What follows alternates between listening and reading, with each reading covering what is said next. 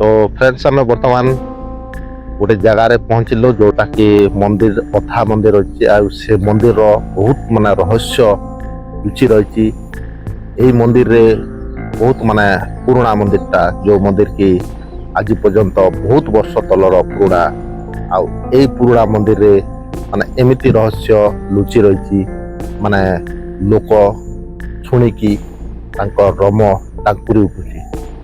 दर्शक सांग माने तो यही मंदिर रे केमिति आ कौन आउ कहीं ए मंदिर अधा रही से रहस्यमय विषय आपण मानकु जणावा वीडियो माध्यम लगी रहतु।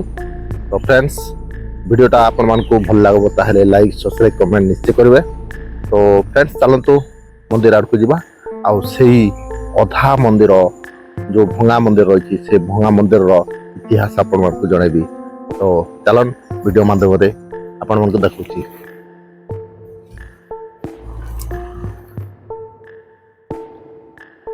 तो फ्रेंड्स देखंतु एई मंदिर केते सुंदर भाव रे गड़ा जायछि केते बहुत माने पुराना किंतु पुराना मंदिर तैयारी करा जायछि सुंदर दिसछि आउ केमिति माने तैयारी करा जायछि तार मूर्ति मध्य आज पर्यंत बहुत सुंदर भाव रे सेमिति रहिछि। एते वर्षा एते खरा एमिति रही कि मध्य सुंदर भाव रे माने तैयारी करा जायछि। देखंतु मैंने चलतु देखा केते सुंदर भाव रे जो माने चित्र जाक बना जायछि केते सुंदर बना जायछि देखंतु। गुड मॉर्निंग फ्रेंड्स स्वागत जनाऊँ नुआ ब्लॉग को। तो फ्रेंड्स बर्तमान आम फिल्ड को आसनु आ फील्ड रे माने घास रे पूरा पानी उदा हो जायछि। तो फ्रेंड्स बर्तमान एठी आम आसीथिलु जो प्रकार थंडा जमती पड़ुची आउ चारिआडे मेघ पूरा अंधार करछि। तो फ्रेंड्स देखंतु मेघटा पूरा सब आड़े चारिआडे पूरा अंधार कर देछि। तो शीत आउ जैकेट लगाबार समय आसिलानी आउ वर्तमान थंडा मान प्रबल हवारे आरंभ हो जाइछि। तो फ्रेंड्स चलतु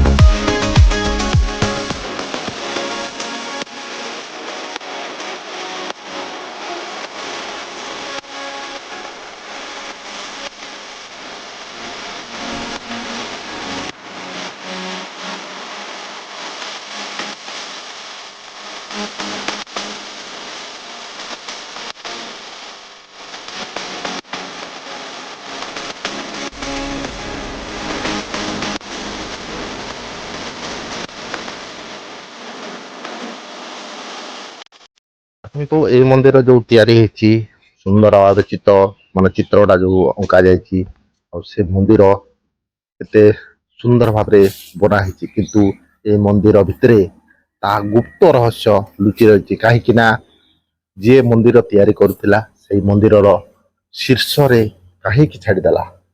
तो देखिपे भितर पूरा अंधार आउ ସବୁଆଡେ ଲକ୍ କରାଯାଇଛି କାହିଁକି ନା ଏଠି ମାନେ କିଛି ଗୁପ୍ତ ରହସ୍ୟଟା ଲୁଚି ରହିଛି, ସେଥିପାଇଁ ଲକ୍ କରାଯାଇଛି। ଆଉ ପ୍ରତ୍ୟେକ ଲୋକ ଏଇ ଜାଗାକୁ ଆସିଲେ ତା ସମୟ ଅନୁଯାୟୀ ଅନ୍ୟ ପ୍ରକାର ଅନ୍ୟ ଦୃଶ୍ୟ ଦେଖାଦେ, ଆଉ ପୁଣି ଅନ୍ୟ ମାନେ ଆବାଜ ମଧ୍ୟ ଆସେ। ସେଥିପାଇଁ ଏଇ ଜାଗାରେ ବେଶୀ ଲୋକ ରହନ୍ତି ନାହିଁ, କାହିଁକି ନା ଏଠି ମାନେ କୋଉ ପ୍ରେତାତ୍ମାର ଯୋଉ ମାନେ ଆବାଜଟା ଆସୁଛି ଆଉ ପ୍ରେତାତ୍ମାର ତା ଦୃଶ୍ୟ ମଧ୍ୟ ଦିଶୁଛି। ତ ଏମିତି ପ୍ରକାର ରହସ୍ୟ ରହିଛି। ତ ଆମେ ଯିବା ଚାରିପଟେ ବୁଲିକି ଆସିବା। ଦେଖୁଛନ୍ତି କେମିତି ସୁନ୍ଦର ଭାବରେ ତିଆରି ଗড়ା ମନ୍ଦିର। ସେ ମନ୍ଦିର କାହିଁକି ଅଧାରେ ରହିଗଲା? ତ ଏତେ ବର୍ଷ ତଳରେ ଯୋଉ ମନ୍ଦିର ତିଆରି କରାଯାଇଥିଲା ଗୋଟେ ଖୋଲା ହୋଇଛି, ଏପଟେ ଖୋଲା ରହିଛି, ଆଉ ସୁନ୍ଦର ଚିତ୍ର ମଧ୍ୟ କରାଯାଇଛି। ଏପଟେ ଗୋଟେ ଛୋଟିଆ ମନ୍ଦିର ରହିଛି ସାଇଡରେ, ଛୋଟ ମନ୍ଦିର, ଅନ୍ୟ କୋଉ ଦେବୀର ମନ୍ଦିର ମାନେ ଏଠି ପୂଜା ପାଇବା ପାଇଁ ସେଠି ତିଆରି କରାଯାଇଥିଲା। ଆଉ ଦେଖିଥିବେ କେତେ ସୁନ୍ଦର ଭାବରେ ସେ ମନ୍ଦିରଟା ରହିଛି। ତ ଫ୍ରେଣ୍ଡସ୍, ବହୁତ ବର୍ଷ ପୁରୁଣା ତଲର ମନ୍ଦିର, ଯୋଉ ମନ୍ଦିର କି ଏମିତି ରହିଥିଲା ଆଉ ତାର କିଛି ମାନେ ରହସ୍ୟମୟଟା ଲୁଚିକି ରହିଲା। ଆଉ ସେ ମନ୍ଦିର ପୁରା ଅଧାରେ ରହିଲା, କାହିଁକି ନା ତା କୁମ୍ଭ ବନା ହେଇନି। ସେ କୁମ୍ଭ ବନା ନ ହେଇଥିବାରୁ ଅଧା ରହିଗଲା। କାରଣ ଯୋଉ ଆମେ କିଛି ତାର ତଥ୍ୟ ପାଇବାର ଅନୁଯାୟୀ ଆପଣମାନଙ୍କୁ ବୁଝଉଛି, ଯୋଉଟା କି ମନ୍ଦିରରେ ଯିଏ ତିଆରି କରୁଥିଲା, ସେ ତିଆରି କରିବାର ମନ୍ଦିର ଯୋଉ ଅଧା ରହିଛି, ଅଧା ତିଆରି କରିବା ପର୍ଯ୍ୟନ୍ତ ସିଏ ବଞ୍ଚିକି ରହିଲା। ଆଉ ସେଠୁ ତା ଆରମ୍ଭ କରିବାର ଉପର ଯୋଉ ମାନେ କୁମ୍ଭ ଯୋଉ ଆରମ୍ଭ କରିବାର ସମୟରେ ସିଏ ମୃତ୍ୟୁବରଣ କରିଥିଲା। ଆଉ ସେଥିପାଇଁ ସେଇ ମନ୍ଦିରଟା ଅଧା ରହିଗଲା। ଆଉ ଆଜିକି ସେ ନାଁ ଦିଆହେଇଛି ଭଙ୍ଗା ମନ୍ଦିର, ଯୋଉଟାକି ଅଧା କୁମ୍ଭରେ ରହିଯାଇଛି। ତ ଫ୍ରେଣ୍ଡସ୍, ସେଇ ଅଧା କୁମ୍ଭ ରହିଯିବାରୁ ଲୋକଙ୍କର ଭୟ ଆଉ ମାନେ ଅଲଗା ତାର ଅନୁଭୂତିଟା ହେଇଗଲା। ସେଥିପାଇଁ ସେଇ ମନ୍ଦିର ଆଜି ପର୍ଯ୍ୟନ୍ତ ଏମିତି ଭଙ୍ଗାରେ ରହିଛି। ତ ଫ୍ରେଣ୍ଡସ୍, ଏପଟେ ମଧ୍ୟ ତିଆରି କରାଯାଉଥିଲା, ଯୋଉଟା କି ମନ୍ଦିର ଯୋଉ ଭୋଗ ଫୋଗ ଦିଆ ହୁଏ, ସେ ଭୋଗ ଫୋଗ ପାଇଁ ଏଠି ତିଆରି କରାଯାଇଥିଲା। ଆଉ ଏପଟେ ମଧ୍ୟ କୋଉ ଦେବୀର ପୂଜା ପାଇଁ ଏଠି ମଧ୍ୟ ମନ୍ଦିର କରାଯାଇଛି। ତ ଫ୍ରେଣ୍ଡସ୍, ତିନିଆଡେ ତିନିଟା ମାନେ ମନ୍ଦିର କରାଯାଇଛି। ଏପଟେ ଗୋଟେ, ସେଇଟା ଏପଟେ ଗୋଟେ, ଆଉ ଏପଟେ ଗୋଟେ। ଏଇ ତିନିଟା ମନ୍ଦିର ଦେବୀଙ୍କର ପୂଜା ପାଇଁ। ଅନ୍ୟ ଦେବୀ ଆପଣମାନେ ଜାଣିଛନ୍ତି, ଅନେକ ପ୍ରକାର ମନ୍ଦିର ଗଲାବେଳେ ଚାରିପଟେ ଅନେକ ପ୍ରକାର ଦେବୀଙ୍କର ମାନେ ମନ୍ଦିର ଥାଏ। ଆଉ ସେଇ ମନ୍ଦିର ମଧ୍ୟ ସମସ୍ତେ ଦେଖିଛନ୍ତି। ତ ଏମିତି ଦୃଶ୍ୟ ସବୁ ଜାଗାରେ ଥାଏ, କିନ୍ତୁ ଏଇ ଦୃଶ୍ୟର ରହସ୍ୟ ବହୁତ ପୁରୁଣା ଆଉ ବହୁତ ଇତିହାସର ଦୃଶ୍ୟ ମଧ୍ୟ ରହିଛି ପ୍ରତ୍ୟେକ ଜାଗା।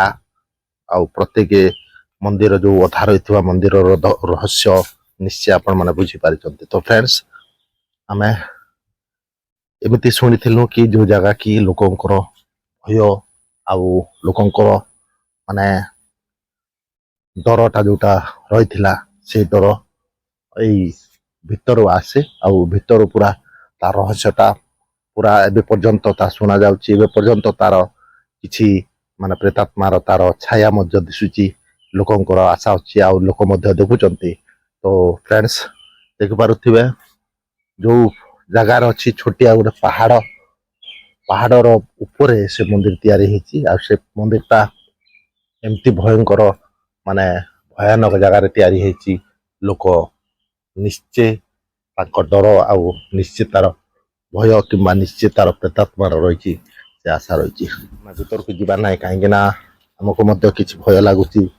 ଭିତରେ ପୁରା ଅନ୍ଧାର, ଆଉ ତ କିଛି ପ୍ରେତାତ୍ମା ଥାଏ ତାହେଲେ ସମସ୍ତଙ୍କର କଥା ମାନିକରି ଦେଖିବା। ତ ଆମେ ବର୍ତ୍ତମାନ ଚାରିଆଡେ ବୁଲି ଦେଖିଲେ ମନ୍ଦିରଟା କେମିତି ଅଧାରେ ରହିଯାଇଛି, ଆଉ ସେମିତି ରହିଛି। ପୁରା ସବୁଆଡେ ଲଟା ବୁଦା ଯାକ ସବୁ ଭରି ଯାଇଛି। ତ ଫ୍ରେଣ୍ଡସ୍, ଆଜି ଦେଖୁଥିଲେ ଏଇ ମନ୍ଦିରର ଦୃଶ୍ୟ, ମନ୍ଦିରର ଇତିହାସ, ମନ୍ଦିରର ଗୁପ୍ତ ରହସ୍ୟଟା ଆଉ ଆପଣମାନେ ନିଶ୍ଚୟ ଦେଖିଲେ ଏଇ ରହସ୍ୟମୟ ଏଇ ଜିନିଷଟା ଏଇ ଜାଗାରେ ସ୍ତମ୍ଭିତ ଅଛି। ଆଉ ଏଇ ଯୋଉ ମନ୍ଦିର ସାମ୍ନାରେ ଗୋଟେ ବର ଗଛ ଅଛି ଆଉ ସେଠି ମଧ୍ୟ ପୂଜା ପାଉଛି। ତ ବର୍ତ୍ତମାନ ଏଇ ରହସ୍ୟମୟ ଏମିତି ଅନେକ ପ୍ରକାର ଜାଗାରେ ଲୁଚିକି ରହିଛି, ଅନେକ ପ୍ରକାର ଜାଗାରେ ରହିଛି। ଆଉ ଦେଖନ୍ତୁ କେମିତି ମନ୍ଦିର ରହିଛି, କେତେ ସୁନ୍ଦର ଦିଶୁଛି କିନ୍ତୁ ଭଙ୍ଗା ରହିଛି। ଆଉ ଚାରିଆଡେ ପୁରା ଲଟା ବୁଦା ଯାକ ସବୁ ରହିଛି। ତ ପୁରା ଡରାବନି ରହିଛି ଆଉ ଡରାବନି ମଧ୍ୟ ଅଛି ଆଉ ସେ ଗୁପ୍ତ ରହସ୍ୟ ମଧ୍ୟ ଲୁଚି ରହିଛି। ତ ଫ୍ରେଣ୍ଡସ୍, ଆଜି ଦେଖୁଥିଲେ ଏଇ ରହସ୍ୟମୟ ଭିଡ଼ିଓଟା। ତ ଆପଣମାନଙ୍କୁ ଭଲ ଲାଗିଥିବେ ତାହେଲେ ଲାଇକ୍ ସବସ୍କ୍ରାଇବ୍ କମେଣ୍ଟ ନିଶ୍ଚୟ କରିବା। ତ ଫ୍ରେଣ୍ଡସ୍, ଆଜି ପାଇଁ ଏତିକି, ପୁଣି ଦେଖା ହବ ନେକ୍ସଟ ଆଉ ଗୋଟେ ନୂଆ ଫ୍ରେଶ ବ୍ଲଗ। ବାଏ।